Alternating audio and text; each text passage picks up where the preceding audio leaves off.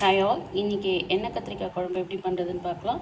வெங்காயம், தக்காளி, தேங்காய் எடுத்துருக்கேன், கத்திரிக்காய் 1 கிலோ எடுத்து ஸ்பூன் மிளகாத்தூள் போட்டு, தக்காளி 2 ஸ்பூன் மிளகாத்தூள் போட்டு நல்லா ஃபைன் பேஸ்ட்டாக அரைச்சி ரெடி பண்ணி வச்சுக்கோங்க. தேவையான அளவுக்கு உப்பு போட்டுக்கோங்க. தேவையான அளவுக்கு உப்பு போட்டுட்டு கொஞ்சம் நல்லா கத்திரிக்காவை ஸ்டஃப் பண்ணிவிடுங்க. எல்லா கத்திரிக்காயிலையும் இந்த மசாலாவை போட்டு ஸ்டஃப் பண்ணிவிட்டு ஒரு 5 மினிட்ஸ் ஊற விட்டுடுங்க. வெந்தயம், கருவேப்பிலை போட்டு கொஞ்சம் தாளிச்சிட்டு அப்புறம் நசுக்கி வச்ச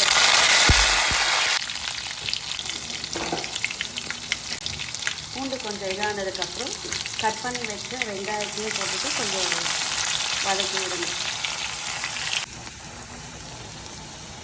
வெங்காயம் வதங்கினதுக்கப்புறம் நம்ம பிரட்டி வச்சுருக்க கத்திரிக்காய் எடுத்து இதில் போட்டுட்டு ஒரு 2 மினிட்ஸ் அப்படியே வதக்கி விடுங்க.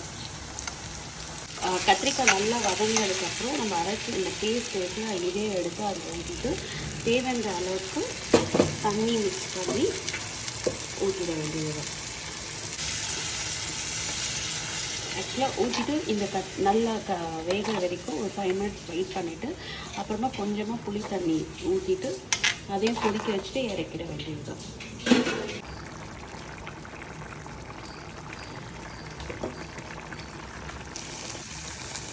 ஆக்சுவலாக இது நல்லா சுண்டிட்டதுக்கப்புறம் எண்ணெய் தனியாக பிரிஞ்சு வர மாதிரி இருக்கும்.